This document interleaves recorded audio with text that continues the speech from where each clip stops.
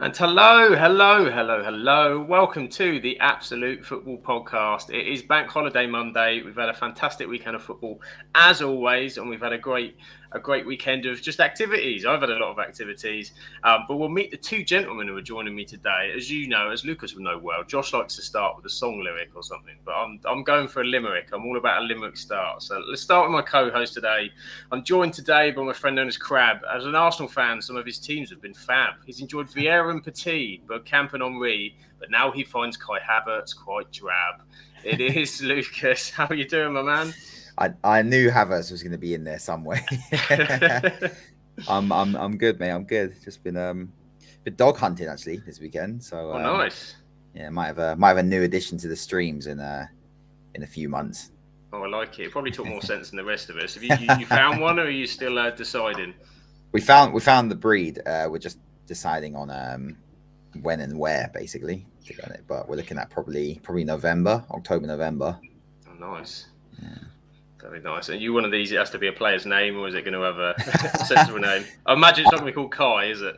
I've been pushing for player names, and all of them have been rejected, apart from one which has gone into the hat, and that's Zidane. Zidane has gone into the hat, so I managed to get that one in. But all the others, Dino, Thierry, complete nose. It's been absolutely vetoed. Complete nose. Mrs. wasn't having it. Yeah, she was like, no. No chance whatsoever. And of course, it's not just us. So we'll go to the chat first. And so we've got a few people already in. Baron, what's up, guys? Good to see you here. Charlotte is here, of course, supporting us, our very own Charlotte. Ryan, hello to you. Alicia is with us in the chat. Graham as well is here, as is Simon. And of course, yes, we are. We're very lucky today to have a special guest. So of course, I prepared him a limerick as well, because we're not rude at all on this channel. And Dan is with us today as a Liverpool fan. Things at Newcastle ended better than they began, as his striker called Darwin caved St James's Park in, leaving Dan a very, very happy man. Hello, Dan. Welcome to the podcast. How are you?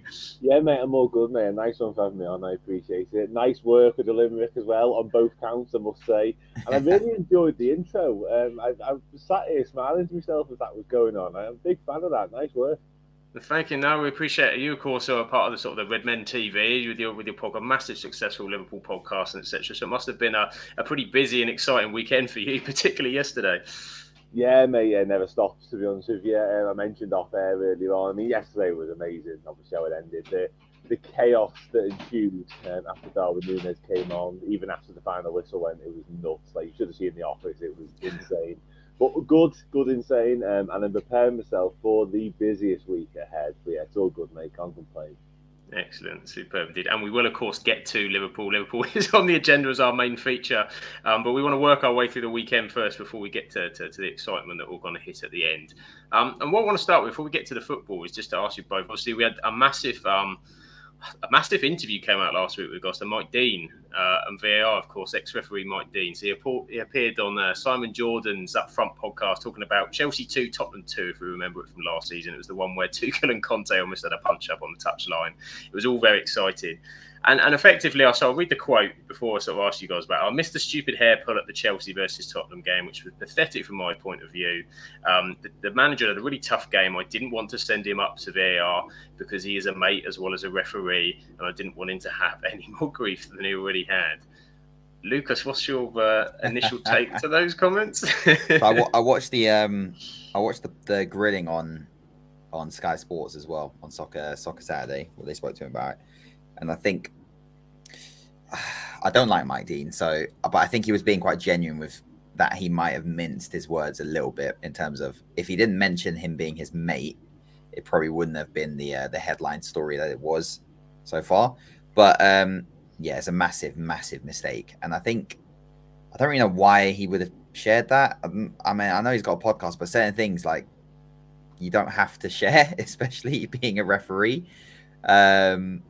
Yeah, I don't know. I remember watching that game and thinking at the time it was completely ridiculous that nothing ever happened. I mean, I'm an Arsenal fan, so I didn't really care who lost or who won. But it was one of the most blatant VAR calls, the hair pull in that game. And considering how heated it was crazy that it didn't go on. But yeah, I think it's kind of crazy that he's gone on and mentioned that on the podcast. And or even on the Sky Sports grilling, he didn't have anything to say. He was just like, I've made a mistake.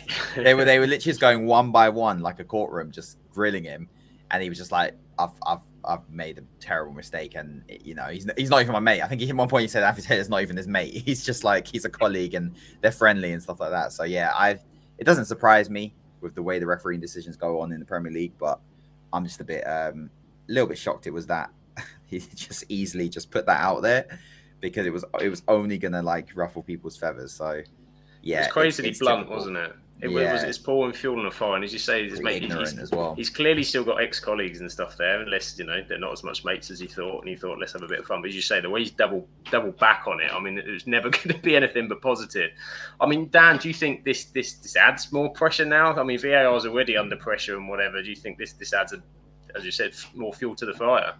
Yeah, I think so. It kind of confirmed what we already suspected in many senses, certainly when it comes to VAR, because how many times have we seen them not sent over or sent over, and they just they all stick together, don't they, essentially? I think that's the way I want to put it. Like, they'll go over there and whatever they've been told on the earpiece by the mate up in VAR, that's what they'll then make a decision on. They don't want to kind of go against that because it doesn't reflect well. I think that's happened sort of once last season at some point, in terms of they've been sent over and they kind of stuck with their own decision. That doesn't ever happen, essentially. But I think it is all a bit cliquey. They are all sort of one big unit, and they do try and back each other up and all that kind of stuff. We've seen it.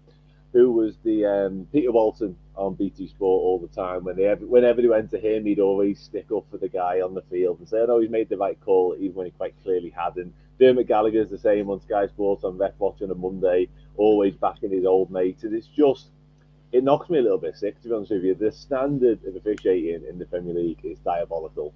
For what is quite rightly perceived as the best football league in the world, the officiating is in the bin. Honestly, it's horrendous.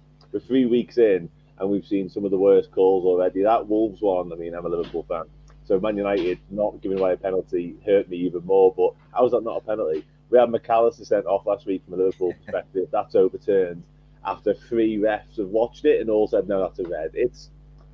Honestly, that is probably the biggest issue facing footy right now when it comes to sort of baseline standards. It's the referee, and it's so bad. So Mike Dean's comments, as much as Lucas is right and sort of he shouldn't have said it, it's pretty naive, it's pretty ignorant, it doesn't reflect well. It also doesn't surprise me, and that's a really bad thing. Like, what he said should have shocked me, and I should have been like, whoa, that's bad. But at the same time, I read it and I went, yeah, okay, that makes perfect sense. That's the sad thing, isn't it? As you said, we've had some terrible decisions, and I can't disagree on the Onana one. I was absolutely in shock. You know, when you think I've absolutely got away with one here, that was, I think, every United fan after that. It's been terrible. The consistency's been poor. We've seen poor decisions, and I mean, I don't know what the answer is. Independence from the VAR to referees, I don't know, because then do you get the consistency? I don't know. It's been wrong for a while, isn't it? And I think VAR has only kind of added to another element. The officiating has not been good for a while in the Premier League pre-VAR as well, and that's why VAR came in at the end of the day, because that was the case. And of course, we did have some big VAR calls. We'll come to in this weekend's football, but I want to start with our Arsenal fan. I haven't seen Mr. Lucas since before the season with his Arsenal and how they're getting on. Of course, they've got 7 points and from 9 available, so it's good, but obviously, they had a 2-2 draw with Fulham at the weekend. Lucas, tell us all about that. How did you see it from an Arsenal view? I mean, it's kind of similar to the Mike Dean situation in that I wasn't surprised. I really wasn't surprised, because Arsenal fans and United fans tend to do this, and I don't seem to get this. I definitely don't get this behavior from Liverpool fans. I definitely don't get it from Chelsea fans, in that whenever we're winning games, like I see it across Arsenal and United fans, whenever we're winning games, there is nothing bad has happened. You know, we've played well, we've got the 3 points, that's it. You know, everything else doesn't matter. And I only ever see that from us. There's no critique of our performances whatsoever as long as we've got 3 points. But anyone who's been watching us since the beginning of the season knows we have not been playing well. And that's just objectively, plus the fact comparing it to how we started last season, we're not playing well. The new system is not quite gelling. That's obvious to see. It's also a system that we didn't play in pre-season. We weren't great against Forest. You know, we had a good spell and then we let them back into the game. And arguably they should have a penalty in that game when Declan Rice had a handball. We needed a penalty to beat Crystal Palace away, who were poor in that game. But again, we didn't offer anything going forward. And Nketiah missed 2 chances, of course. And then Fulham, I feel like was the culmination of our performances this season at home. The goal in the first minute, which is the third time we've done that at the Emirates in 1 year, which is insane. And then, we get back into the game, we're winning, and then we concede against 10 men from, again, one of the worst teams in the league this season, based off of form from the end of last season and how they've started this season, plus the loss of their best player. So I think it's not surprising. It's really bad. I mean, actually, no, let me say that back. It's not really bad. It's just also, it's quite concerning because the system's clearly not working with the players that we've got. Whilst we had an amazing season last season, we all know Arteta's quite stubborn. He gets that from Pep, obviously. So I don't see him suddenly scrapping it. And I think what we've done here, this is my opinion, a few people share opinions. I think we've changed the system to accommodate a player who, if I'm being honest, I don't think we really needed or should have spent 65 million on in Kai Havertz, which I think is insanity. No matter what Arsenal fans tell you, that's looking like a terrible deal. It looked like a terrible bit of business before he joined. Now it's looking even worse because we had to shift the entire system to accommodate him. We're playing Odegaard a lot deeper, which is why he's not in and amongst the goals. Martinelli suffering on that left with Havertz there as opposed to Xhaka. And defensively, again, we haven't got that cover that we did with Granit Xhaka. Imagine me having to defend Granit Xhaka. I actually miss Granit Xhaka in that team after he's been awful for years, but he was amazing last season. And I mentioned this to you in the preseason about my concerns with Xhaka leaving and then someone like Havertz coming in and fitting that position. He hasn't played that role before. So there's that. And then I'm just a little bit surprised we've thrown our system away. I understand the manager wanting a plan B, and we do need a plan B because that's what hurt us last year. We didn't have to change it up when players were injured. But the whole point is it's a plan B. It's not throw everything at this new system and just throw away everything that literally got us in the title race last year. So I'm a little bit confused. Everyone's playing out of position. The Fulham game, the players just looked really uncomfortable, like misplaced passes, just all of the symptoms that you get from just an uncomfortable sort of system. So it's definitely fixable. I think he has to address it straight away. But that Fulham game was a culmination of what I've seen from against Forest and Palace.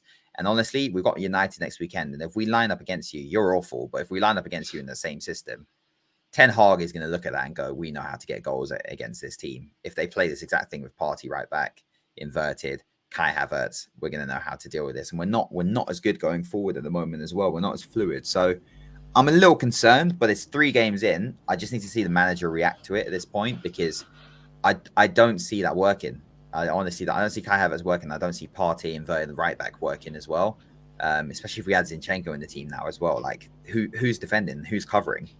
These guys, Declan Rice can't do it all. So I'd like to see the manager adapt it ASAP because this doesn't look good. And we've got Champions League to deal with this season as well. So we need to sort it out because this is not how I expect us to start the season. I know we're on 7 points, but the performances just aren't good enough. It seems a bit, obviously the bits I've seen of Arsenal, not as much as you have, and it seems a little bit more revolution rather than evolution. You needed to add things, you said, a plan B, things that are different. I don't really kind of get let's completely throw, some parts of it are still the same, but that midfield, Partey at right back, as you said, is that because Zinchenko's not been fit? Is that why he's gone to that? Or is that just, does he, as you said, how's that going to work with Zinchenko and Partey in there when you're doing that? There's obviously some issue with Gabriel as well. That's completely changed things as well at the back. It's kind of strange to read into Arteta. So it's very strange. I'm watching it worried going to the Emirates next week, but then I look at sort of the depths in between and go, well, I'm not too sure what you're doing either. So whether that's going to work for Arteta. I mean, Dan, what do you think looking at it from sort of afar, Arteta's approach so far this season? Yeah, it's a fascinating one, actually. We spoke about this earlier on one of our podcasts, and we get on well, obviously, the AFTV lads, and we were looking through their titles of their shows from the weekend, and it was baby out with the bathwater time, it looked like there. And I know Robbie, and Robbie's a great lad, but God, they're reactionary down there, mate, let me tell you. But at the same time, I do get it, because, listen, you surprised me with what you were able to do last season. I wasn't sure about Mikel Arteta. I didn't know whether he sort of had what he then produced in him. But fair play, he was absolutely outstanding last year. And it is interesting how he has made such big changes. I've seen people calling him the Tinker Man and that kind of stuff over the weekend as well. But the Havertz one is most fascinating to me because I think, and it's going to look a little bit stupid now, I think he's a really good player. I really like him. But it feels like wherever he is, the teams get worse. Like, Chelsea fans hated him by the end because he just didn't work for him. I know he scored that Champions League final goal, but it just wasn't happening. And now he's gone to Arsenal, and immediately it's the same. It's such a fascinating watch because I don't know whether it's sort of systematically he doesn't fit, and like you touched on there, you've had to change what you do to accommodate him, and maybe that's the problem. I don't know, but as a footballer, I think he's got a lot. I think he's quite intelligent. I quite like him, but doesn't seem to fit naturally anywhere right now. The party stuff, that makes no sense whatsoever. I do wonder with the Gabriel, I think there was links to Saudi, wasn't there? I wonder whether they've upset something along the way because he was brilliant last season for you, quite frankly, alongside Saliba, obviously, and he would be a no-brainer to be starting. But I don't know, I do wonder with Arteta whether Champions League football is going to be a factor this year. I'd imagine your squad's got better. You've been unfortunate with the Timber signing, of course. I think Declan Rice was a really, really good piece of business. Like, I would have loved Declan Rice to come to Liverpool. I think he's superb. So you definitely strengthened squad-wise. I do fear, perhaps, whether Arteta, having missed out on the title, is now trying to be a little bit too cute and too clever. He's obviously watched Guardiola from up close, and he's seen sort of him be able to adapt and manipulate a squad and sort of play with tactics to overcome situations. Obviously, with Liverpool and Man City going head-to-head, Guardiola had to be really, really smart. And I do wonder whether Arteta's trying to sort of emulate that. But he isn't Pep Guardiola. He's clearly a very good coach, but he's not Guardiola levels. And maybe trying to make these little sort of incremental changes too soon. And this is the result of it. Like, I haven't watched Arsenal every minute so far this season, but it looks like even though the results aren't too bad, it isn't quite there yet. It's not quite clicking. And trying to change things can cause that. And listen, in a few weeks' time, you might have trained it more sessions, more games, and it might just work. But right now, it feels as though he's trying just a little bit too much too soon, potentially. Whereas in the last season, and obviously what happened last season, that works. If it ain't broke, don't fix it kind of mentality. You might be trying to be a little bit too cute with the likes of Havertz and Partey at right back, and just quite strange, not obvious changes. You know what I mean? It's definitely some different changes, you just say. Trying to be too clever, I think, is definitely a good point on Arteta. I do get that kind of sense a lot. I'll just go to the chat quickly because there's a lot of love, of course. Always love in our chat for Kai Havertz. It's coming through. Heather thinks that Havertz had one good season at Chelsea. I did see one up here from Chris here saying, "Why did Arsenal buy Havertz? He offers you nothing." And Heather has a massive question for you. Massive question for you, Lucas. Should she take Odegaard out of her FPL team? Of course, I'm going to probably do that as well whilst this continues. It's tricky. It's not helping. Although we'll come to Man United in a bit with our defence. I wouldn't take him out this week. You may get some joy this week out of anything. And Lisa says Arteta spat his dummies out going down the tunnel. Well, I mean, I suppose at the end of the day, it's 7 out of 9. It's early days. There's stuff to be fixed, but it depends how Arteta wants to adapt to what's coming over the additional weeks, I think. So we'll keep it rolling. We'll keep going through the weekend as we are. I want to touch very quickly, not so much on the game, because Everton nil Wolves one doesn't fill us with lots of joy and excitement. But the bit that I want to talk to Dan about, is bottom of the league, nothing scored, no points.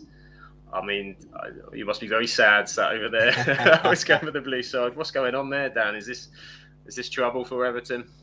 Oh, I mean, we've been saying that for 2-3 seasons now. We've been circling that drain down there for a while. We actually share an office with the Toffee TV lads. They're good lads, they are the sound, but yeah, it would fill me with lots of joy if they were to get relegated. You know what? I'll be honest, and I'll sort of take my biased Liverpool hat off. I don't think they've been that bad this year so far. I think they've actually played okay. I think in 2 of them games, including on the weekends, obviously not the Aston Villa game, I think the opposition keeper's been man the match on 2 occasions. Just haven't got someone to put the ball in the back of the net, which is pretty important. Like Neil Mopey, I don't know what he is, but he isn't it. He's not the answer. I don't know what the question is if he's the answer, because he is not that guy. It's fascinating that, because obviously when he was at Brighton, that was when Brighton really struggled to score goals. Like, they played all the fancy footy, but they can never score. And Mopey was the striker. So exactly what Everton were thinking, signing him, I'm not entirely sure. As soon as he went at Brighton, the floodgate opened and they can't stop scoring. So interesting move, but I do think Everton, they're in big trouble from top to bottom, sort of beyond the football side of things. The club is a little bit of a mess. There's real unrest in the boardroom. The stadium is getting built, but there's all the problems there. I don't think they'll go down. And the reason I don't think they'll go down this year is because they are probably only a striker away. I think Sean Dijk is actually a really good manager. I like Sean Dijk. I think he'll be the one to get them out of trouble because he's the man you want in that situation. You know what I mean?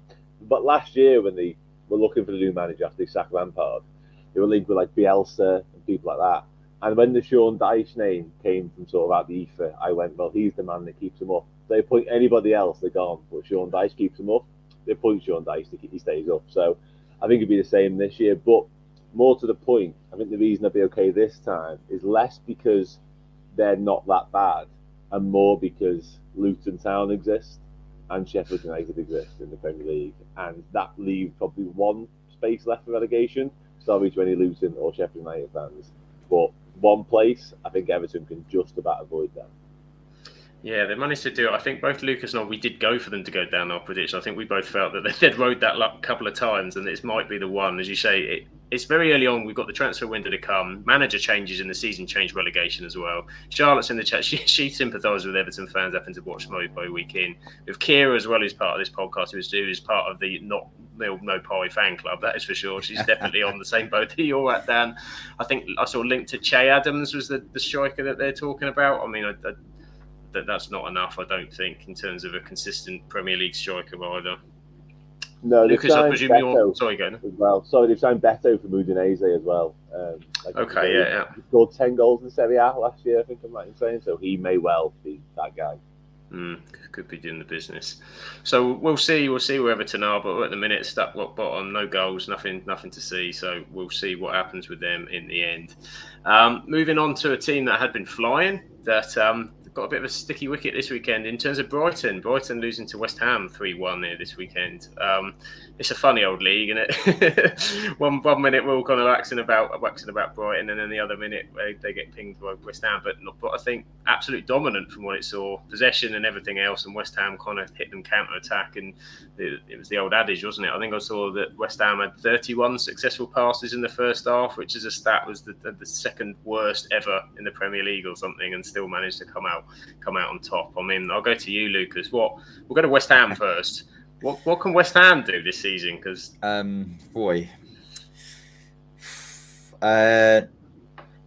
think it was just a clash of the systems. I think Brighton just got a bit. They play good football, and I think their first two performances, like who was it, Luton and Everton, two teams are probably gonna go down. They destroyed them both, and then they came up against West Ham with Moyes being a bit more disciplined. Coming off the back of a great win against Chelsea. I think West Ham were just prepared for it. West Ham set up perfectly. They were just like, look, we're just going to slow the pressure. Brighton are going to increasingly be more expansive, and then we just hit them on the break. We've got pace up front. Jared Bowen is just like, I think he just needs one consistent season where he doesn't have any injuries or knocks, and he has his goals and assists and numbers spread out throughout the season consistently for people to really take him seriously. But I think he's a quality footballer, Jared Bowen. Like, he's got everything you want from a winger. And I know there was links with him in Liverpool years ago, I think, even before Mane left as one of the backups. The year before last, wasn't it? Before the Europa, he had a very good second half of the season, didn't he, Jared Bowen? So probably that kind of timing. I think I can see it because he's only 25, 26. He's not too old. I think he just needs consistency because I think ability-wise, he's quality. And I think he's got everything to do it at a top club. Ward-Prowse doing amazing is great because everyone's confused whether he is just a set-piece merchant or he can actually play in a midfield in a better team than Southampton, and he'll be in Europe as well this year. And then Antonio is just one of the most confusing strikers around because honestly, certain days he looks like a world beater, and then the rest of the time he's just useless. But he was on top form. When he's on top form, he's a nightmare to handle for defenders, to be honest, and he was on it. So.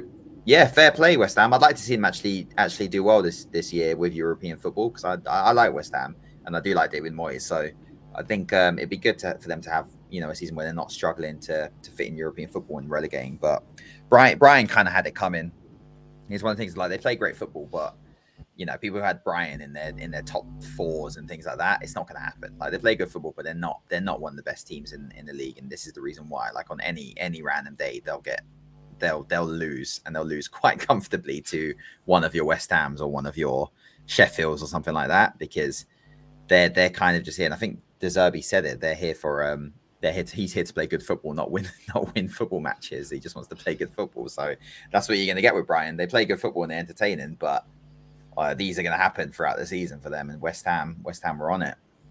I think you should say they're exciting and they love a good goal at either end. I mean, they are quite susceptible to high possession, open to the counter. It's defensively, there's certainly things that you look at Brighton and go, yeah, there's a little bit behind that back line. You do worry about them coming at you at times, but I mean, do you think, Dan, that high possession counter, they need to evolve, or are we just, this is the De Zerbi way, and we're going to be having this all season of great result, and then maybe one or two of these along the way? Yeah, I think that's probably going to be it, to be honest, in terms of, like we touched on there. I think he just wants to come and play attractive football. What he has done, because Brighton have always played pretty attractive football under Graham Potter and stuff, but he's added that extra cutting edge to them, which they did lack when Potter was there. And I love watching Brighton, apart from them playing Liverpool. They absolutely put us to the sword a couple of times last year. And I think what we'll see, we'll still have more good days than bad days, I think I'm probably going to say. But when sort of European football kicks in, we'll see their squad depth tested to the limit as well. And maybe the bad days will become more regular, sort of second half of the season when they get a bit tired, because it's a really interesting one, because for years Liverpool literally took Southampton's best players off them. And you always wondered, I know I'm talking like a different club here, but it seems like the same sort of policy, because they kept unearthing these gems from nowhere, and they'd grow to, like Sadio Mane, for example, and he'd grow to be sort of a star, and then we'd come in and just take him. Virgil van Dijk, obviously only Celtic, but they signed these players for cheap, and then we bought them for a lot of money. And Brighton doing something very similar, except it's Chelsea buying most of their players, of course. But you do wonder, how long can you continue just finding these lads in South America who turn out to be amazing? Like, it's working a treat now, but at some point, will that stop? It doesn't feel like it's going to stop this season, because they've already showed signs like that. And Cisco, I think, got an injury. But they've already showed signs that the lads they brought in to replace Caicedo and McAllister could well be it again. And credit to them for that. But you can only go to that particular well and keep signing the same level of players so many times, I think, until it runs out. So I do wonder whether the best of Brighton may well have been and gone, and this season now we're about to witness could be as good as it ever gets. They do sign Jules, by the way, and like I say, absolutely like outstanding work from them and their recruitment team, and Paul Barber and people like that, really good. And I know Newcastle nicked their chief scout, Dan Ashworth, to try and copy the same model. But I think this season could be sort of the pinnacle for Brighton, and if you're a Brighton fan, the journey you've been on from where they were, you'd take it all day long. But I think Europa League this year, maybe like another top 6, 7, 8 finish in the Premier League. If they can do that again, and even do close to that again, sort of year in, year out, that would be incredible for them. But talk of the top 4, talk of anything grander than that feels a little bit premature for me, for a club like Brighton. And that's with all due respect. That's just how I see them as a football club. Yeah, I think as you said, it's very much enjoy the times, isn't it? These times for Brighton fans are definitely just get on board with it, enjoy it. While you've got these players, see what happens, as you said, to keep that wheel turning. There's only so many. Lucas knows he's a Football Manager streamer. There's only so many times you can keep unearthing the gems before you struggle and you get found out. Yeah, exactly. Exactly. Well, you run out of them as well. So before we move to the next game, so we've got Josh. Josh is trying to join. He's behind us with the pod and the chat. Catch up, Josh. As Heather says here, watch it on 2 speed and catch up. There you go. You can see us waffling even faster for you, Josh, as you can catch up. And by the time we get to Liverpool, you'll be up and level with us. But before we get to Liverpool, I was worried about doing this one after 4 minutes. I can tell you, Jesus. Manchester United 3, Nottingham Forest 2. I was playing tennis on Saturday, and I'd taken the decision, I'm not going to look at this because it's a really important game. I was like, I'm not going to look at the football, I'm going to do nothing. And 4 minutes afterwards, as I walked on court for my massive match, the opposition guy went, United are 2-0 down against Forest. And I was like, I had the initial, oh my God. And then it fired me up, and I was like, right, now he's dead. I'm angry, I'm annoyed, this is a mess. So I got back and I watched it afterwards, and They won. I think, as you said, Lucas, same kind of things. You said we're trying to paper over cracks, saying we got 3 points. We did this, that, and the other. But what I've seen over the first 2 games, there's an awful lot of cracks. There's an awful lot of cracks that worry me all over the place. The balance isn't there. People don't look like they're fit. We spent a lot of money again, and we've still got gaps everywhere. There's no striker. There's a lot of issues. The spirit was good to come back, but it's Nottingham Forest at home. There's a hell of a lot of bigger tests, I think, to come, and they got away with a lot. Go on then, Dan. I'll let you have your say. What's your take on Man United so far? Yeah, honestly, I've been quite pleasantly surprised by how bad you've been. I thought that opening game against Wolves, I thought you put them to the sword comfortably. I felt like Wolves would be miles off it and you'd be at it, because Ten Hag, it's a fascinating one, the Ten Hag stuff. I'm still not sure what style of football he wants to play at Manchester United, which is pretty damning in itself, really.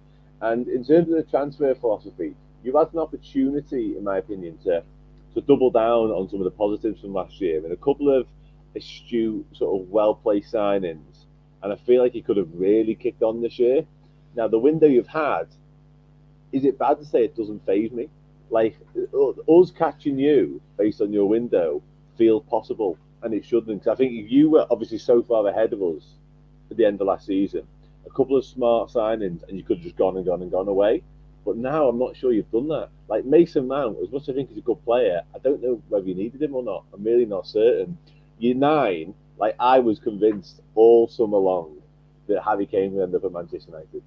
And that would have frightened me. As a proposition, that would have frightened me, because he would have knitted everything together in that front line. He would have made Rashford's life easier, etc., etc. He was the answer, and it never happened. You end up signing the kid who could be brilliant, but back problems, very unproven, decent record in Serie A, but, what's that essentially right now? And I don't know, it feels like, the Onana signing, I mean, he's flattered to deceive so far, hasn't he? I think that's an understatement. It hasn't started well, one little bit for him, and I've never been a huge fan of his. I remember he came to Liverpool with Ajax a few years ago and had a bit of a nightmare, to be honest. So I'll be honest, I don't understand what's going on. It feels a lot like Ten Hag is clearly signing players that he knows and he feels like he can trust, certainly in Onana.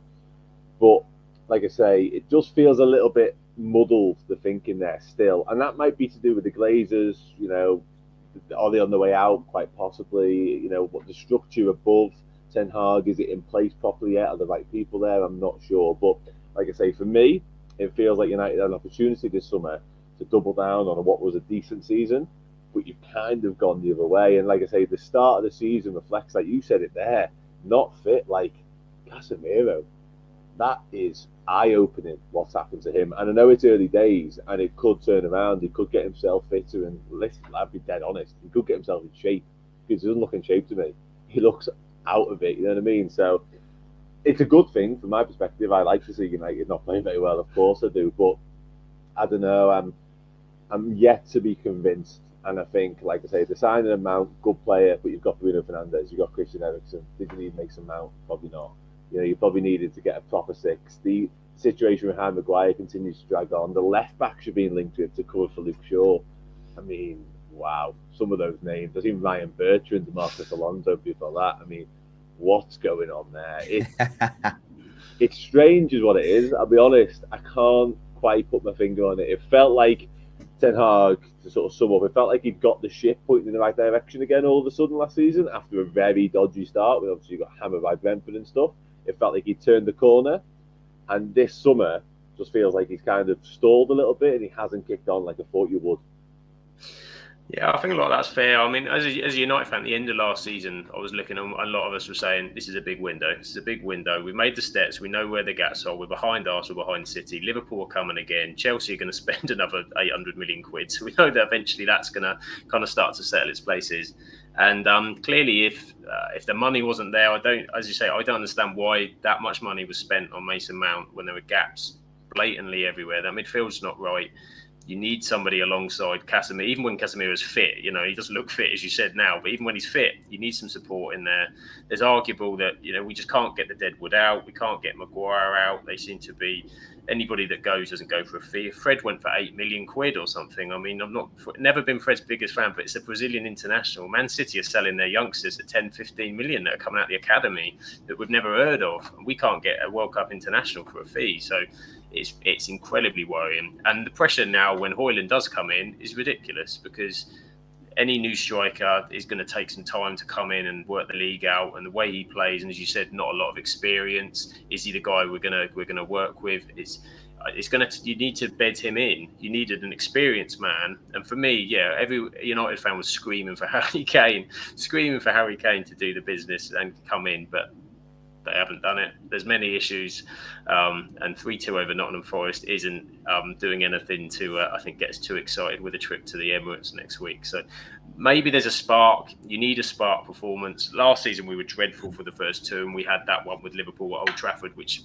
seemed to kick us into something else. They seem like they need something to get it going and to click. But as you said, from what I've seen so far, I can't really work out what we're trying to do. Certainly, having an attacking corner and having Rashford, Anthony and Eriksen as your three men tracking back after 2 minutes isn't the answer to success, I don't think. So a lot to come up. But Lucas, how do you take what you've seen of United, bearing in mind you are, of course, facing United next week? I think, yeah, I'm surprised with how poor you look. I'm just surprised Ten Hag, who was brought in with like a very attractive style of football, has just not implemented it whatsoever. And whether that's just a case of you just don't have the players. But you spent, I think is it 400 million now you spent under him? It's quite a bit.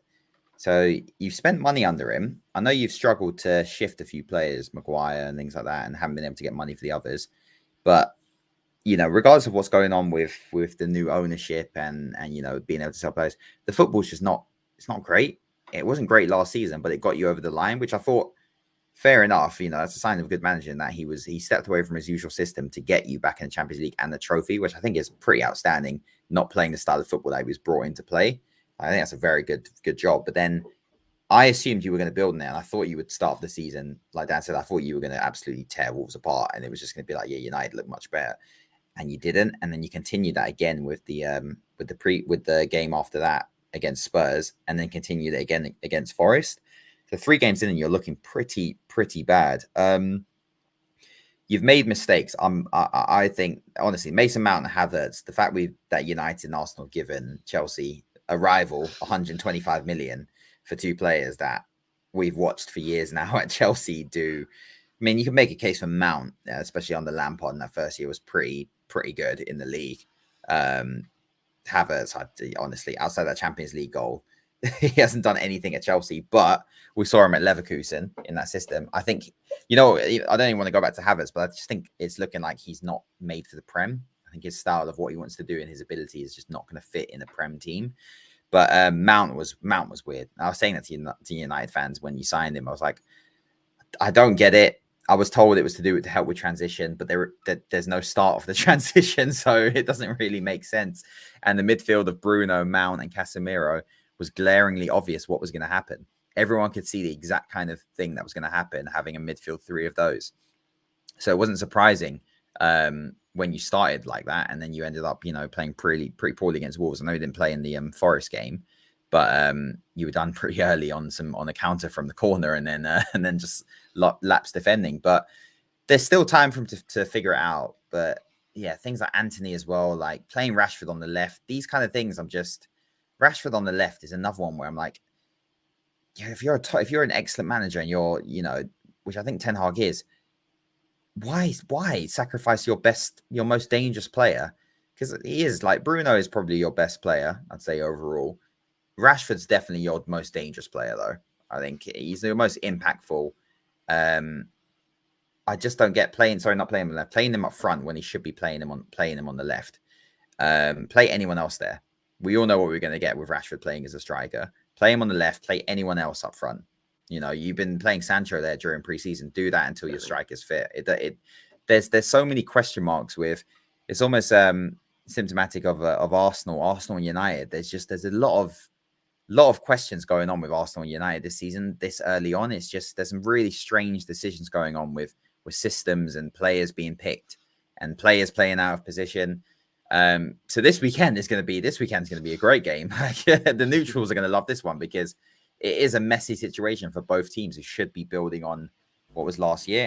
And you lot, I think, we'll see when Hodgson comes in, but you've set the poor kid up for failure. I think with United, I think his character is going to be under test because it's going to take a lot for someone that young to come from Serie. Again, a lot of players don't come from that league over here.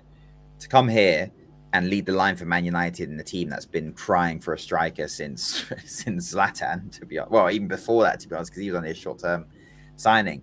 So I think you've set the poor kid up to, if he doesn't score in his first 3 games, I think United fans will get onto him and it could spiral pretty quickly. So again, I don't know why you didn't get Kane. If that was the fee, just come and get Kane, that would have been fine. So yeah, I'm not sure. I think our situation's a little bit better than yours, but I think Ten Hag's got some fires he's got to put out pretty quick because you're looking pretty bad. But I say this, and if you go and beat us the Emirates this weekend, it could happen as well. But I feel quite confident because our record's good, and you look awful. You look really bad. Yeah. I've not seen any signs yet that say that they need to massively improve on that away record against the top sides. And there's nothing, as you say, early games you're kind of looking for signs as much as anything, aren't you? You want points and signs that you're going somewhere. And we've nicked 6 points at home against Wolves and Nottingham Forest, that's not enough to kind of give me some. Some good to make me feel good, and you two have made me feel even better about it. So thank you for feeling me with positivity about my season. But we will go to a couple of people in the chat. Charlotte's got a massive question for you, Lucas. Who do you prefer, Mason Mount or Kai Havertz, two of your most favourite players of all time? Is that like choosing between the mouldy bread or the diseased cheese in the fridge? I mean, Havertz is a better footballer, I think, but if I had to pick one for my team, I'd pick Mason Mount. When we were linked to Mason Mount first, and then it was Winder with Havertz. I kind of got at least with Mount, he's a midfielder, so I kind of got it. I don't get the Havertz one, but yeah, I'd probably, if I had to choose for my team, I'd choose Mason Mount. But I think just ability wise, Havertz is better. But Mason Mount will do more for you in the Premier League, to be honest. But he has done more, so. Yes, it's difficult. There's a lot of back and forth going on about. Josh is asking about whether Ten Hag out was justified or not. There's a lot of mess going on. It will turn. I think eventually it will get there. They need to set the background up before we start flipping about with managers at the moment. Just to get a bit of stability, please. Yeah. I mean, you can't afford to get like a 3-0 against us. No, you can't afford to let us walk over you. We can't. We need to prove something in away fixtures. We had some horrendous ones. Dan, I remember one very well last season that were just shocking. Shocking. No, nor do I. It's completely erased from my memory. My brother said the same thing because my older brother's a Liverpool fan. And he said the same thing about United. He can't stand United and hasn't, since Ferguson's left. He's always been like, no, United are crap. They're not going to be anywhere near a title again for a while. And he said the same thing. He said the way that you're playing now, it's another 7-0 is around the corner. The way that you're playing, I worry how they respond. The way they respond to things in games in despondent moments. Look at we can have bad periods, and we can have bad periods and get battered by Nottingham Forest, and there are teams out there that are going to hurt us. And where it's Man United, teams don't stop. They don't go off. They don't take the foot off the gas. Exactly. There's certain teams that want to hurt you. They want to pain you. They want to. And that's where our head goes, and that's where everything kind of then falls apart. When everything's kind of in control or everything else like that, then the structures are right. But the mentality is another problem behind that, layers of issues with the system and things. So, yeah, I do worry. Even though you guys, Arsenal, haven't impressed me as much as you did at the back end of last season. Well, not back end, that kind of Christmas on period.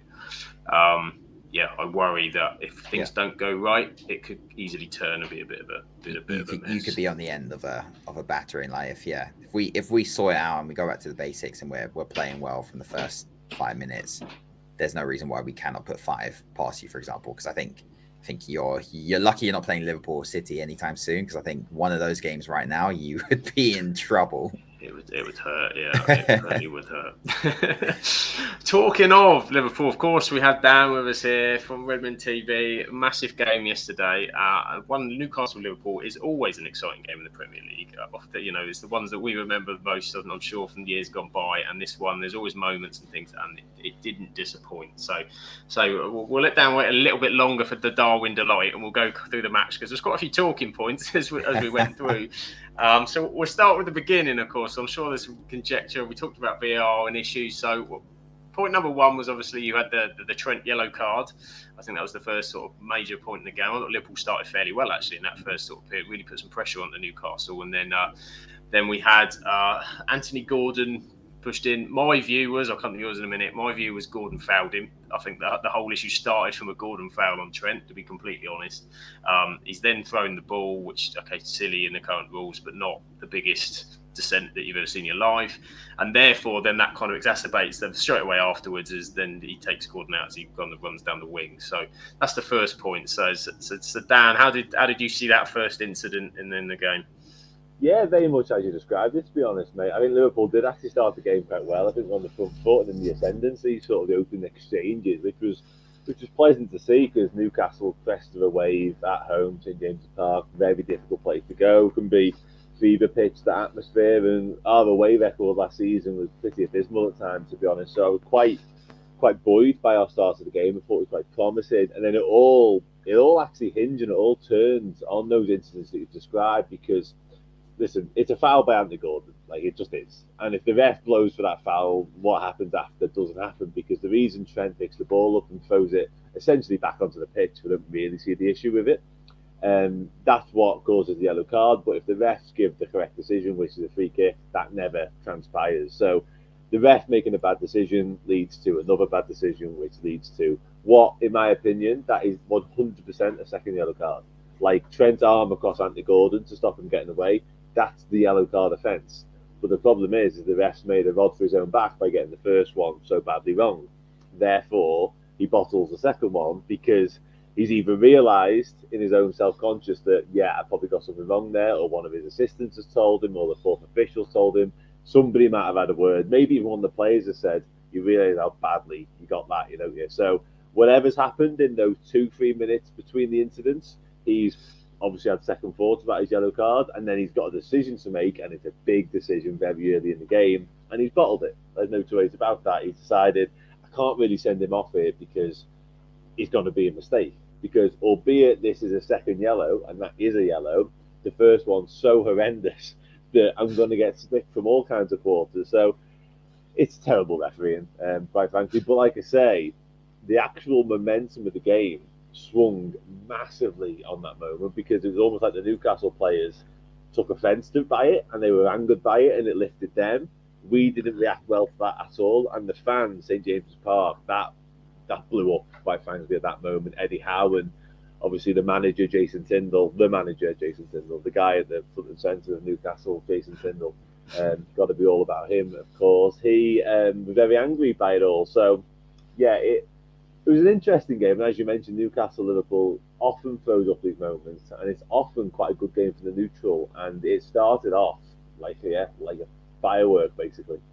It certainly did. And so we'll go to the chat, and do let us know in the chat what you think as we go kind of through these incidents. So I'm sure there's going to be back and forth with some different opinions.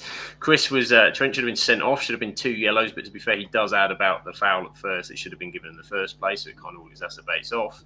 I think we've got, let's see what else we've got. Solaris is in the chat. Trent is like Samson, got his hair cut and his power has gone. It's straight through in there. And Josh, of course, was impressed with Klopp's mad tactical skills. We'll come on to the second half in a moment. And so, of course, then off the back of that, we had the Trent error and the sort of, whether that was concentration or whatever, slipped under his foot. Gordon, I thought, finished quite well in front of Alisson, well composed for him, sort of opened it up, and that gave Newcastle the lead. And then a couple of minutes later, we also had Van Dijk, sending off. All sort of seemed to happen sort of very quickly. I thought the referee made the decision quite quickly, actually. Normally those kind of things deliberate, but he was sort of straight over, and there it went. I'll come to you first, Lucas, this time, on this decision. Where do you sit if you're sat in VAR with your Mike Dean hat on? It was I mean, yeah, you've kind of got to give it. I think it's a bit harsh. I mean, but Trent's been like, the thing is with Trent is he's another one that looks really uncomfortable coming into midfield. Like loads of people have been saying for a while that Trent should be, moved into midfield. So I think he's kind of been pushed into this inverted role now in this system, which has nullified his attacking threat when he used to overlap from Mo Salah last season. And then on top of that, he's getting caught. Like teams are figuring out to press him because he's great on the ball, but I don't think he's as press resistant as a lot of the other players in that Liverpool team. So in situations like that, and that happened in the last game again against Bournemouth in like the first 5 minutes, like straight away causes a foul. And I don't know if he got a yellow after that, but it's similar things. Under pressure, I don't think he is, which is why he shouldn't be in midfield. I don't think he is. He has got that quality enough, and also like visibility, like around him, to know what's going on to play in that position. And I just wouldn't trust him in that position. I think this is what's going to happen: is you're going to get in these situations with Trent where he's just going to give away stupid fouls, give yellow cards, and cause these kind of issues. The Van Dijk one, definitely all day. That's a red card. I mean, the angle is really tough to see from the cameras that they were showing on the screen, but that's definitely red. But yeah, I mean, Newcastle's a horrible place to go, and they kick you off the park. So they really won an aggressive game under Eddie Howe. Like it's pretty nasty against Newcastle. I saw it from last season. It was like they are ready to fight and batter you, and Liverpool just weren't really as up for it in that first half. And that's how Newcastle were getting on everyone last season. They straight away they just go at you and just kick at you, and then they cause you to sort of react, and you end up making mistakes. And Liverpool just they've been looking a bit shaky at the beginning of the season, but they've been getting the points. And Liverpool just didn't really look as up for it in that first half. And then the red card came, and then it was kind of, it looked like it was kind of over, I'd say, leaving it at that.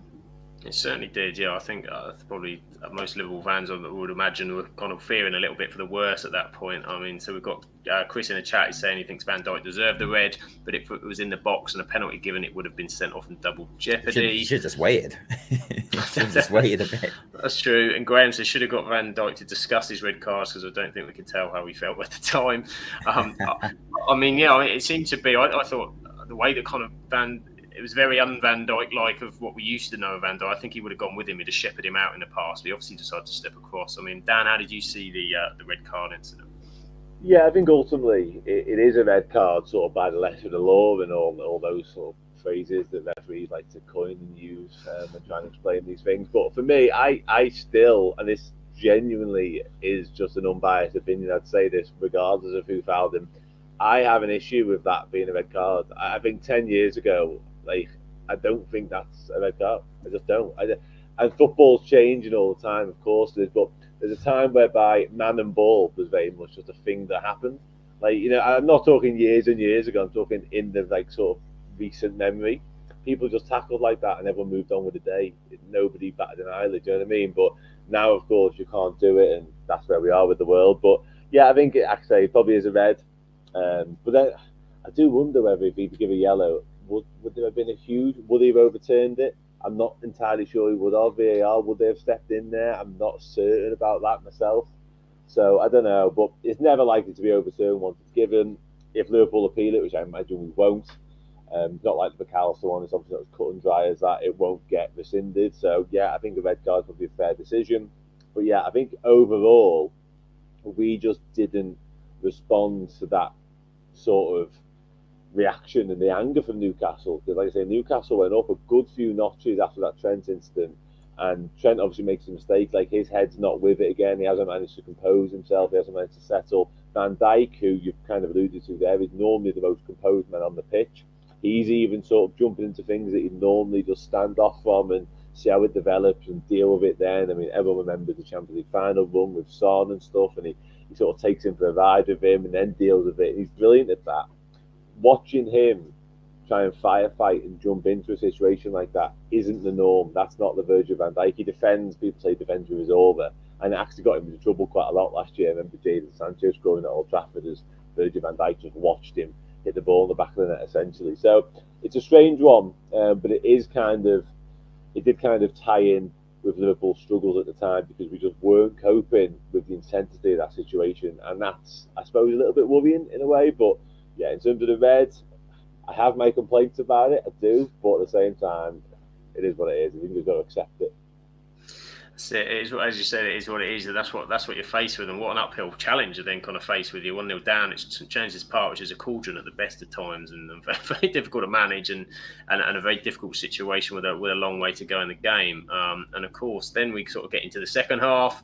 Newcastle kind of, as you'd expect at that point, are going to dominate the possession. Klopp's kind of made a few sort of changes in terms of how you kind of operated, and nothing kind of clear cut so much for Newcastle. You could kind of clearly see was okay, let's hold firm here, and then we're gonna play our deck right at the end and see what we can get, and absolutely paid off like you wouldn't believe. I mean, what impressed you, Dan, with the way they approached that second half and kind of contained Newcastle?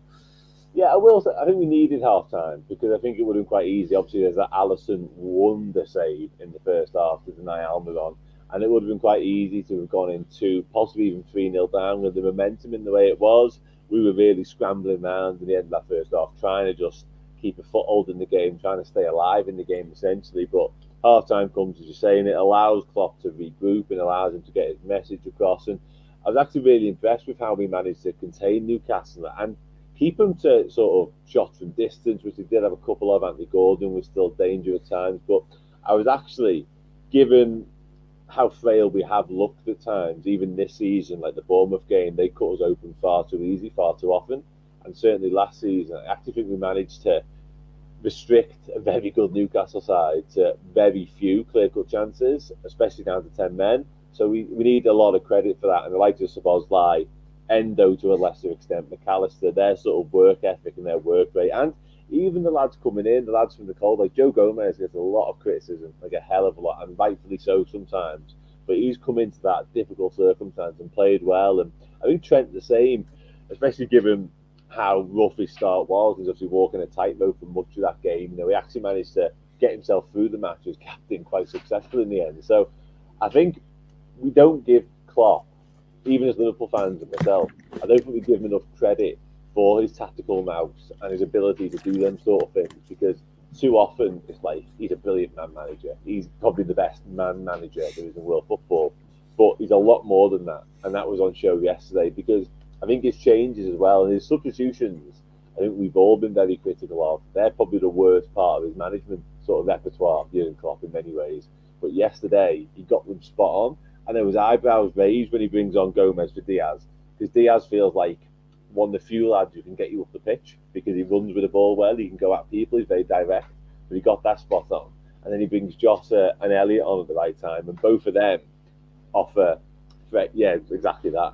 Both of them offer fresh energy and sort of fresh legs just at the right time. And we were all screaming and screaming, it's got to be Nunez, it's got to be Nunez, because he's rapid, he's direct, he makes things happen. And Klopp held him back, and he held him back until he knew it was exactly the right moment. The game had just descended into enough chaos whereby systems didn't exist anymore, and that's exactly when you want Darwin Nunez.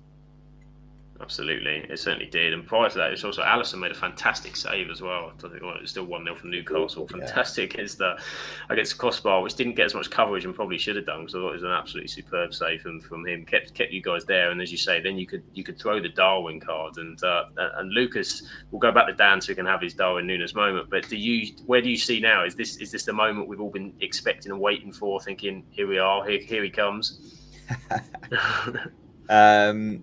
Yeah, I do like Darwin. He's a funny player, which is why I like him. He's entertaining, but he is just pure chaos. And I mean that second half, I caught the second half. I caught the end of the first half live, and then I watched the second half, and it was almost like, if Liverpool get a goal here, this is gonna, like, Liverpool can get a goal here, because Newcastle they just looked a bit like they just couldn't break Liverpool down properly. They looked a bit lazy to me, almost kind of lethargic. It was weird. It was I guess it's not. It almost because they don't really have an attacking playmaker in that team, which is why I was so shocked they didn't sign Maddison. Because you look at it, it's like Willock, Almiron, Tonali's brilliant, but he's not an advanced player. Barnes is a winger. Who's on the other side? Anthony Gordon, winger.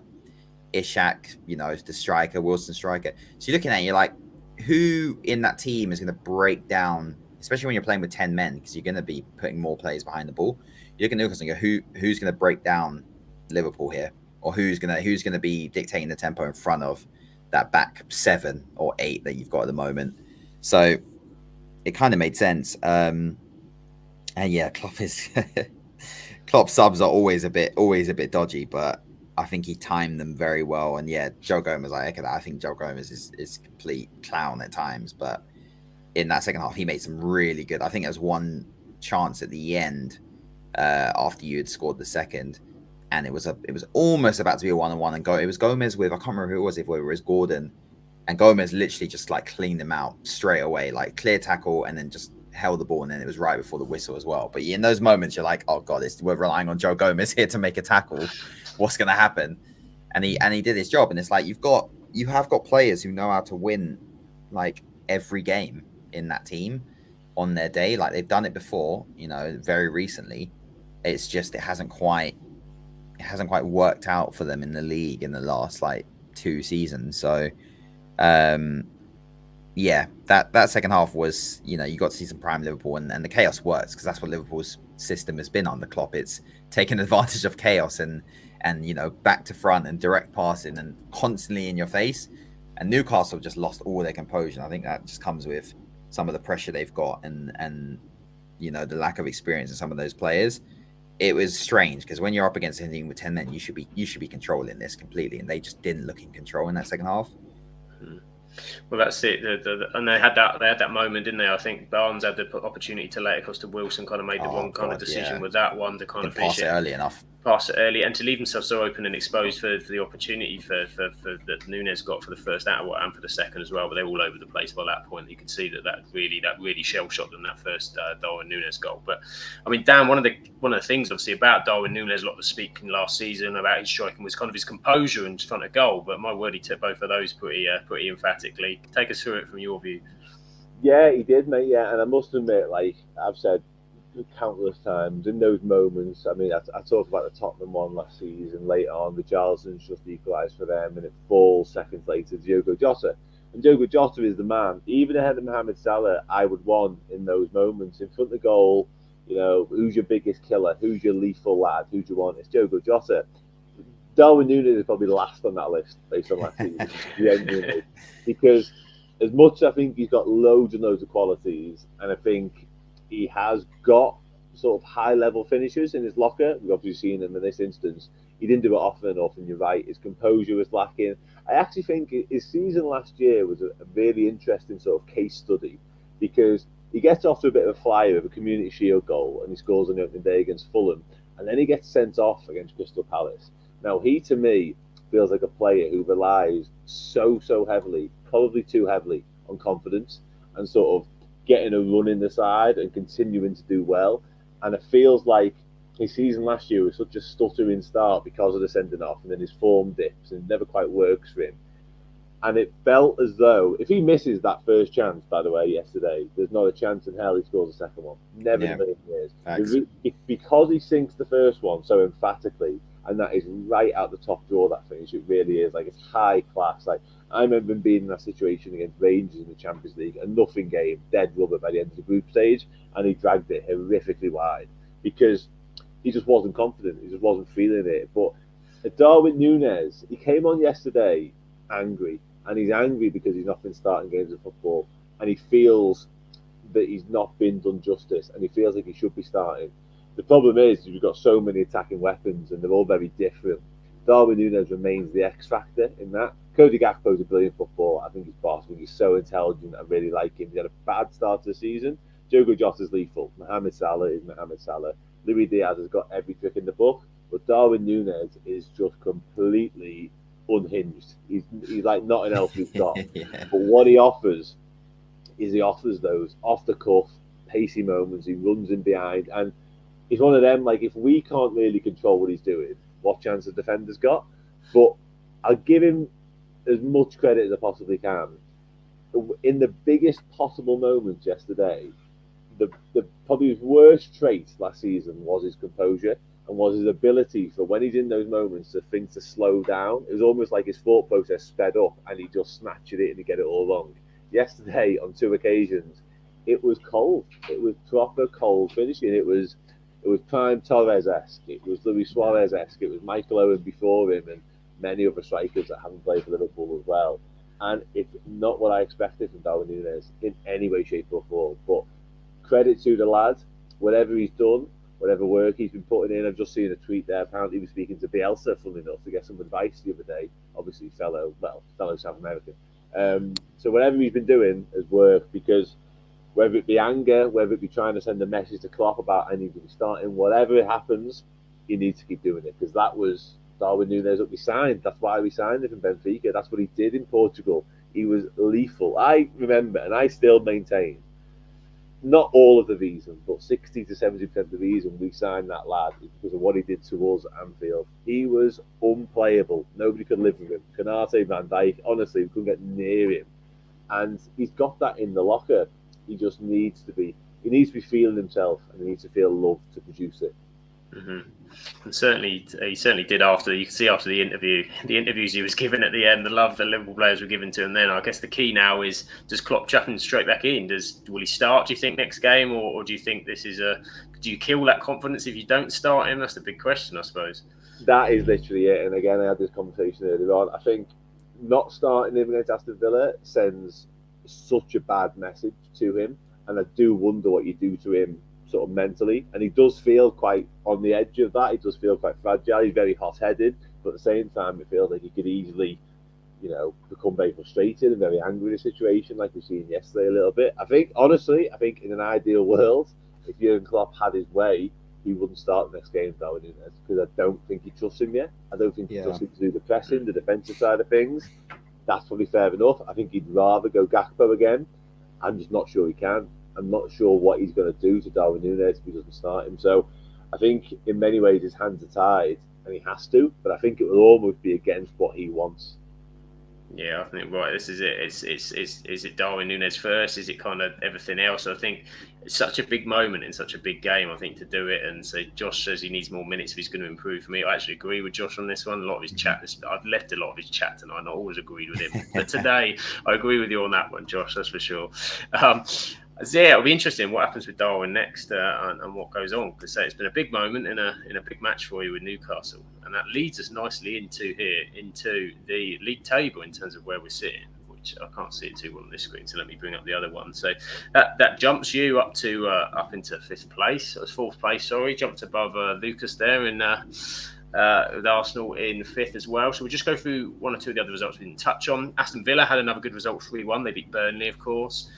Manchester City, Rodri, I mean, it's just Manchester City all over, isn't it? Sheffield United get an equaliser, we'll get excited, and then less than 60 seconds later, that man's in again. Bang, absolutely smashed it.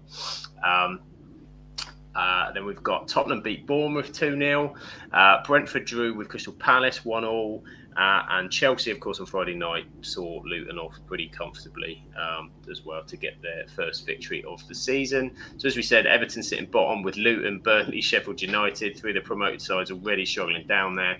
And it's familiar at the top because Manchester City are sitting there 3 out of 3 already.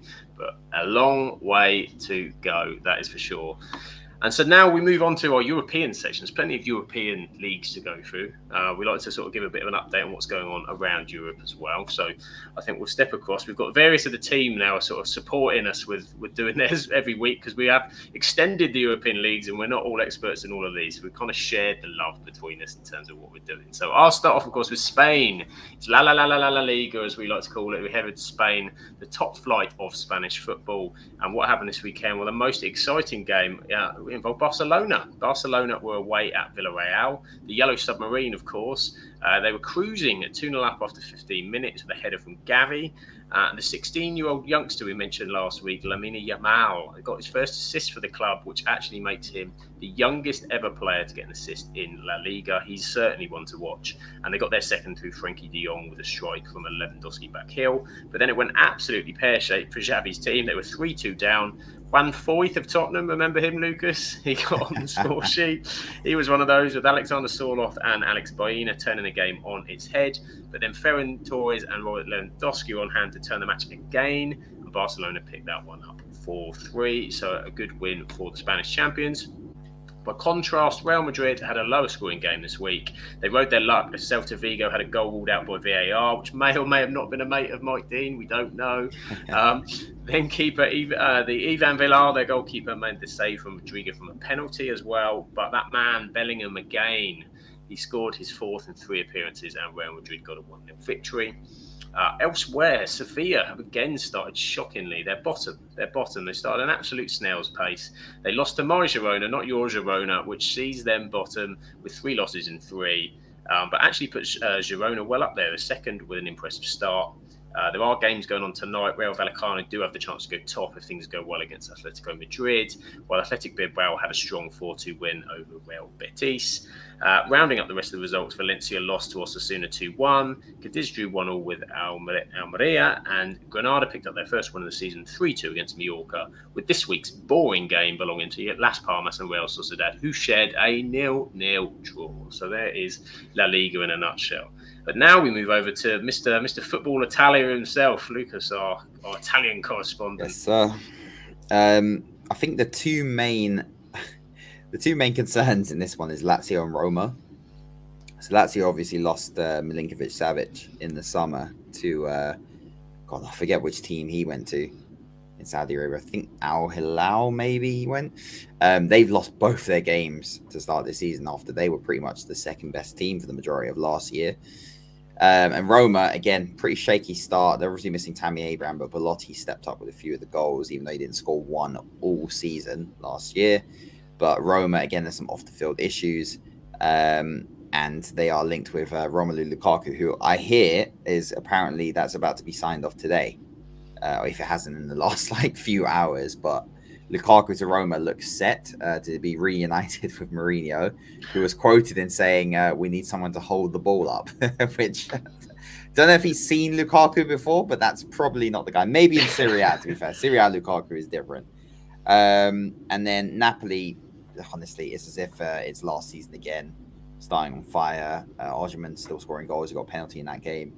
AC Milan, Christian Pulisic is looking like a world beater in that Milan side this season. 2 goals for him, 1 for Giroud. And then Inter, I think, are playing right now. I don't know what the score is at the moment, but they signed Alexis Sanchez. Alexis Sanchez has joined Inter Milan after being released from Marseille. So let's see if he gets a debut today. But yeah, same, pretty similar to last season. Juve dropping points again already. I was about to put them on accumulator. Thank God I didn't. But yeah, I think Napoli, Milan, same as last season. Napoli looked like, they haven't missed the trick since last season. So I'd probably put them as favourites again. We'll see what AC can do. But yeah, I think it's gonna be a long season for Lazio and Roma, to be honest. It's not good so far. Does indeed. It's looking exciting early on with Serie A, with plenty to come. And so I'm moving between software because everyone's sent it to me in a different kind of way. So I'm now on to Josh has sent this to me in WhatsApp. So here we go. Let's have a little look at the Bundesliga, what's going on in the Bundesliga. And he's given me his write-up. He says, over in the Bundesliga, despite being only 2 games in, Kane is hitting his stride with 2 goals in Bayern's 3-1 victory over Augsburg. One a typical no-nonsense penalty, and the other a very tidy finish to a rapid Bayern counter-attack that made it 3-0. I'm not gutted. He's not a Man United at all with this start of Bayern Munich. Kane then narrowly missed a chance to bag a hat-trick with a header, but Augsburg saved some face with a consolation goal. It's been a good start for Kane, with fans enjoying his work ethic, and he now has 4 goal contributions in 2 games with 3 goals and an assist. So yeah, if you've got any Bundesliga, Fantasy Premier League teams going and you've got Kane up front, it's not a bad start at all. After a disappointing defeat last week to Xabi Alonso Leverkusen, RB Leipzig pick up a comprehensive 5-1 victory against Stuttgart despite going a goal behind. Dani Olmo was again in the goals and was involved in most of the good moves for Leipzig. Surely it's only a matter of time before a Premier League team starts sniffing around him. So keep eyes out Dani Olmo over the next week. Next up, the most handsome manager currently in the Bundesliga, and I'm sure everyone's guilty pleasure of a midfielder, Xabi Alonso's Leverkusen, is sending out a real statement at the start of the season after a strong end to last year. They picked up another win, this time away from home, winning 3-0 in the derby against Borussia Mönchengladbach. Lucas with Ben, pleased to hear that Granit Xhaka had a wonderful game with some superb passes, a wonderful volley, narrowly ruled out for offside, and solid defensive work throughout the game. So there you go. That's what you're missing at the moment.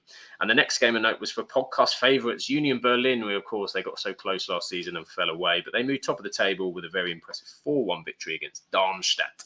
This victory was also made even more impressive as after an early goal at 21 minutes, they went down to 10 men following a second yellow for Brendan Aronson, who was at Leeds, of course, last season, and then conceding almost straight away. Despite this, they went ahead and scored 3 more goals to pick up the win. Didn't seem to be affected following their late drop-off last season. After keeping most of the team together, they've added some shrewd additions and ensure they continue to build and are looking impressive again to be strong contenders for a Champions League spot at the very least. So there we go. Thank you, Josh. That is the Bundesliga. Eredivisie, I've got a couple of comments in here from Billy. It was a strange one. There was only 5 games in Eredivisie this weekend. They missed a few off. Feyenoord won 6-1 against Almere, and shock leaders early on goes to Sparta Rotterdam of 7 points from 3 games. Other than that, it was pretty quiet. He notes that, say, transfer-wise, it's all been about raiding Ajax, and West Ham obviously have got a scout out in the Netherlands at the moment, as Kudus has signed for West Ham from Ajax, which is a big loss of a player for Ajax, and there's rumours of Santiago Jimenez were rumoured to go as well, with Ranks rumoured to be going to PSV apparently. So that's what we have for the Eredivisie this week. We always flick very quickly over Ligue 1, and it's just we're enjoying this at the minute because Paris Saint-Germain aren't top. So there we go. That is the French, and that is the overview of Ligue 1. Long may it continue. This is it. As long as PSG aren't top, then we are happy. So we're pretty pleased with that.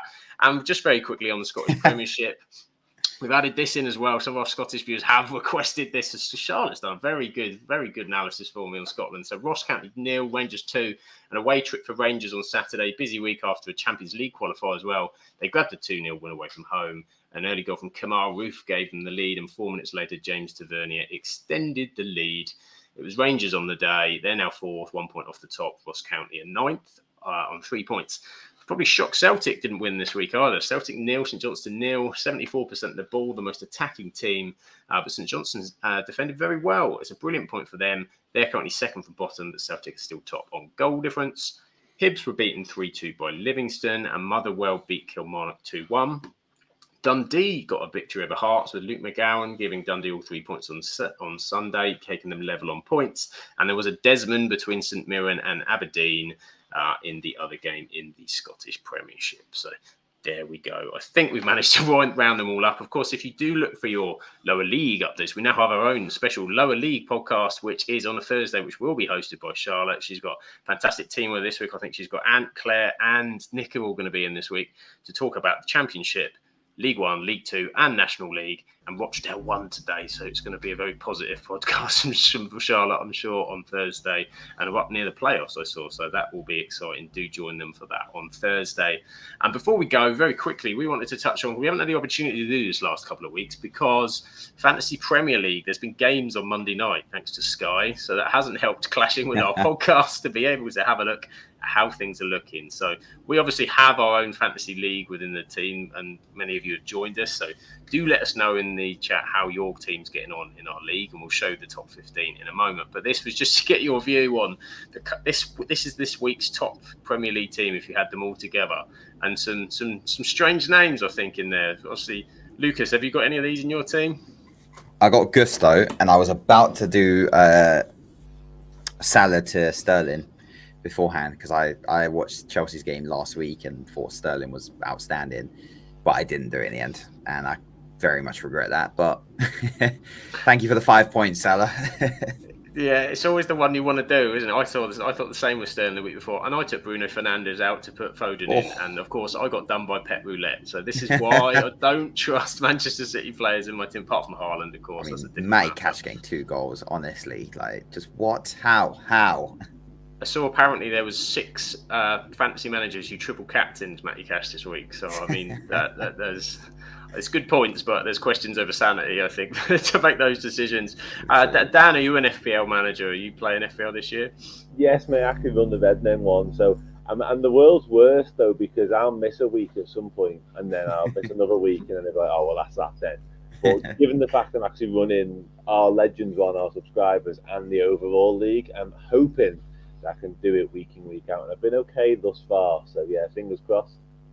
Epic, good stuff. And so we can show you where we are with our league. This is where we're sitting at the moment. So we've got quite a few. This is the top 15. I think we've got about 52, I think, currently in the list. And at the minute, we've got Chloe Hepburn top with her Viva Garnacho at the top, and La Masia from Xavi. I'm presuming that's not the actual Xavi Hernandez. And that he's, I mean, he might be a fan of the podcast and our La Liga chat. Why not? Maybe he's just joint top between those two, with our very own Anthony in third. But it's all very tight. It's all very early days. So Lucas has made his way onto the top 10 board. There you go. Sat in 7th with Rice Krispies, of course.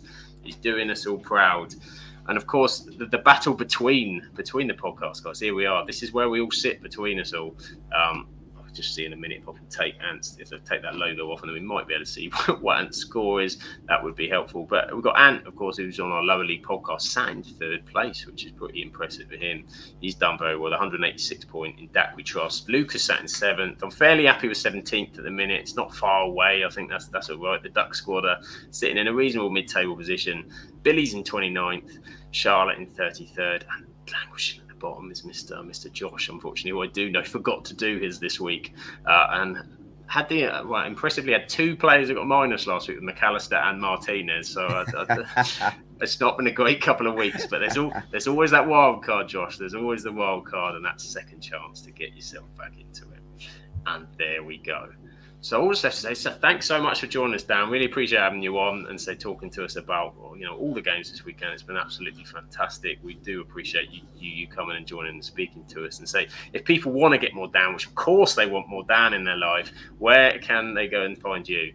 Oh, mate, nice one for having me on, first and foremost. Appreciate it, enjoyed it. But yeah, the Redmen TV, of course, all over YouTube, day in, day out, especially this week, because there's 5 of us at Redmen who go on shows, and 3 of them decided all to go on holiday in the same week, apart from myself and Chris. And of course, it's transfer deadline day, of course, it's Europa League draw, so it's probably the busiest week of the year. So yeah, if you want to see more of me, any time of day in the next 5 days on YouTube, I'll probably be there. Yeah. Fair play, do jot them a guide. And say if you're not following the Redmen, do certainly do that. As you say, plenty of stuff going on this week to see Dan on. So again, thank you so much for being with us. And of course, Lucas, the man Lucas, if you're not following Crab Dribble, why are you not following Crab Dribble? Where can you find Crab Dribble? Lucas, tell us.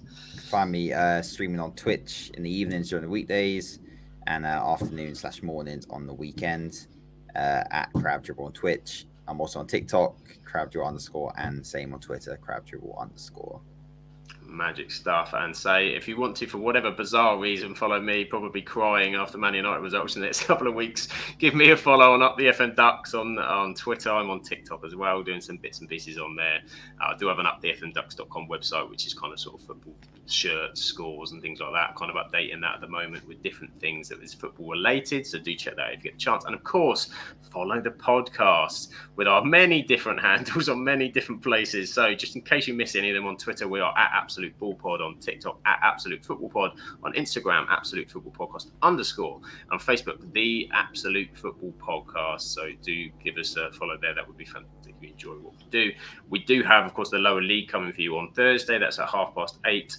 That will be live with Charlotte and the team. And we do have our very own live transfer deadline day from 8:30 all the way through till the end, where we're going to be covering what's going on, some big transfers. Hopefully something happens, otherwise it's going to be a pretty boring 3 hours, but it usually is fairly busy. So come and join us. It'll be a few of us from the team, and we've got special guests lined up to come and pop in during that time. So do keep us going, give us some of your rumours, whether you've seen Peter Crouch in a chip shop, whether you've seen Kylian Mbappe in Sainsbury's, I don't know, anything. Give us what you've heard, and we can come and join us in the chat. It should be fun. But for now, thank you for joining us. We've had a great time, and do take care of yourself, and we'll catch you on the next one.